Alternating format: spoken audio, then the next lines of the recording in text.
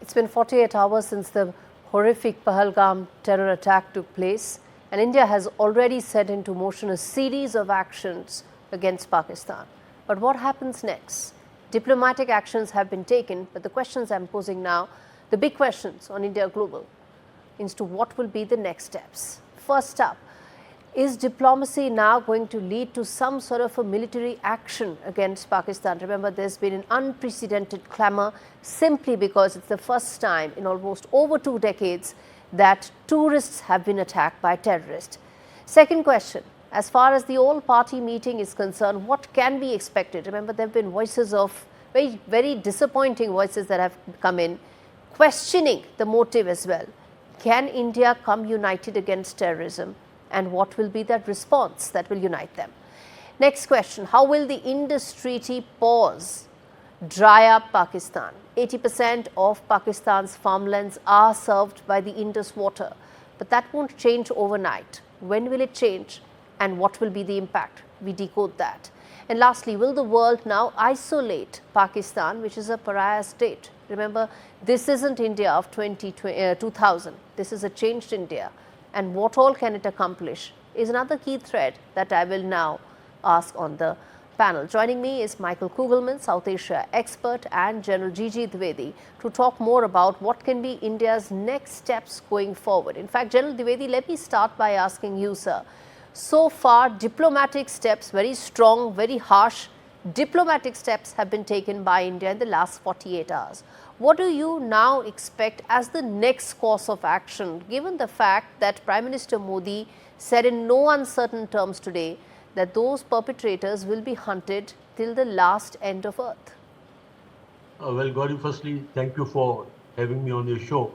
Well, let me start with a very known statement that defense and diplomacy are two sides of the same coin, and therefore these actions are interlinked. I think today, right now, we are in the phase of diplomatic war, and India has taken certain diplomatic action, and particularly the Indus Water Treaty is one of the, I think, very stern action, because Indus is the lifeline of Pakistan, and it has 80% share of the water. When we are able to implement this in practicality, it's going to hit Pakistan hugely, and there is a, I think, 23% of Pakistan GDP comes from agriculture. I think that will be a huge impact. And of course, along with side, there's scaling down of the diplomatic mission, their visa, and also the closing of the integrated, check post at the Atari border. Now, coming to you on the specific as to what the military action will be. You see, there are a number of options, multiple options. But let's first take the statement of our Prime Minister, wherein he has stated very categorically that response will be overwhelming. So taking that as a cue, the possible action would be primarily to degrade the capacity of the Pakistan army to perpetrate the terrorism across the border, and also to take out the infrastructure of the terrorists. So if we see these two as the major aims, I think action will be on the line of control. Action will be right inside Pakistan on the infrastructure. And my last point is, as Pakistan has the LOC held in abeyance, this gives us greater freedom to actually go across the LOC. Let me ask this to Michael Kugleman as well, which is that some very important diplomatic steps have been taken. But do you concur with what General Dwivedi said, which is that dismantling those terror networks is essentially the ultimate goal of New Delhi? Well, thank you for having me. And that is what it sounds like. Indeed, not surprisingly, we saw fairly quickly a series of very strong diplomatic measures taken by India, and then with reciprocation from Pakistan today. This is not surprising. One would expect these types of moves to be made initially. But indeed now, the question is what could happen beyond that. And I wouldn't want to speculate as to what India might do next, but I suspect that in the coming days there's going to be a lot of discussions about a range of possible options. But indeed, I would assume that the ultimate goal is to target those behind these attacks, that the focus would be on figuring out how best and most effectively to degrade those behind these attacks. And I suspect that will take some time. And we know that the temperatures are very high, emotions are very high, understandably. But I suspect that this is not something that New Delhi would want to rush. This is a very delicate, sensitive moment. Absolutely. And if it is going to take kinetic actions, it would want to make sure that it gets it right, so to speak, and succeeds. And that could take some time in terms of examining the best ways to go about it. Absolutely. Which brings me to also ask you about, Michael, the impact of of India's decision to put the Indus Water Treaty in abeyance. How significant is it, and how much do you think it will impact Pakistan?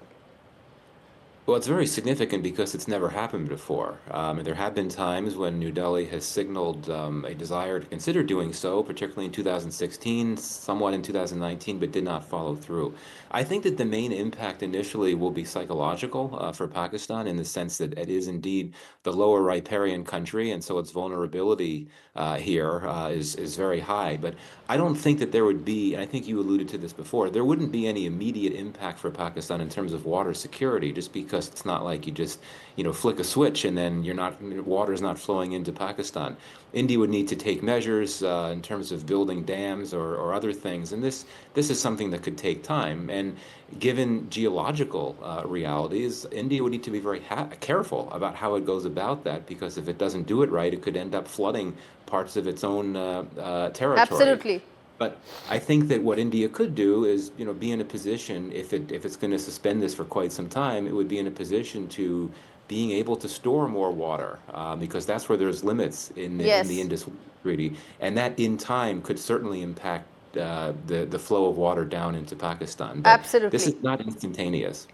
No, it isn't instantaneous. It will take its time. General Dwivedi, let me ask you about the other fact, which is that coming into this broadcast, there was an update that came in that Pakistan has also made an announcement, which is regarding the Simla Pact, that they want to now stop that, put that in abeyance.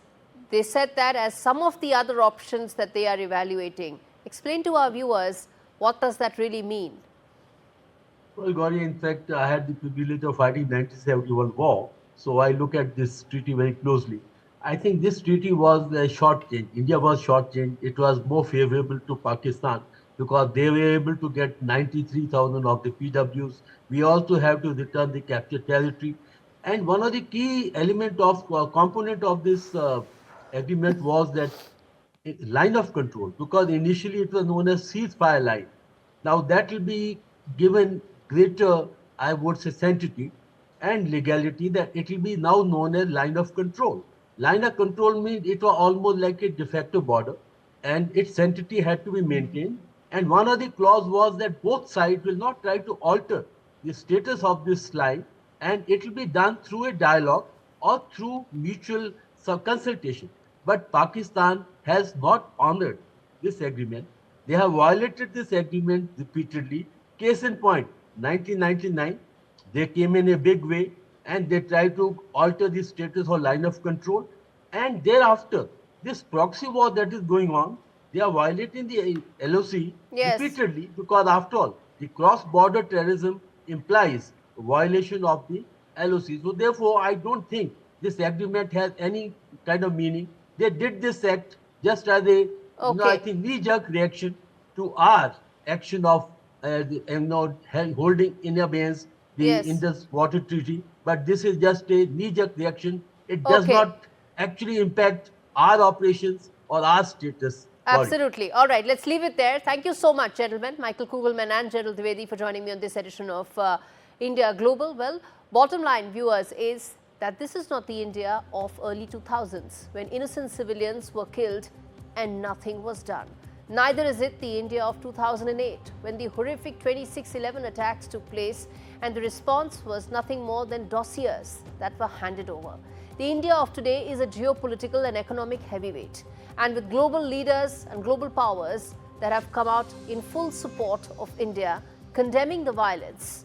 Make no mistake, New Delhi will respond in a calibrated manner for three very clear reasons: to ensure that these terror factories, not just a handful of terrorists, but those factories are dismantled; to ensure that Pakistan is never able to conduct any such misadventure, and to tell the world that India, as I said, is not what it was quarter of a century back.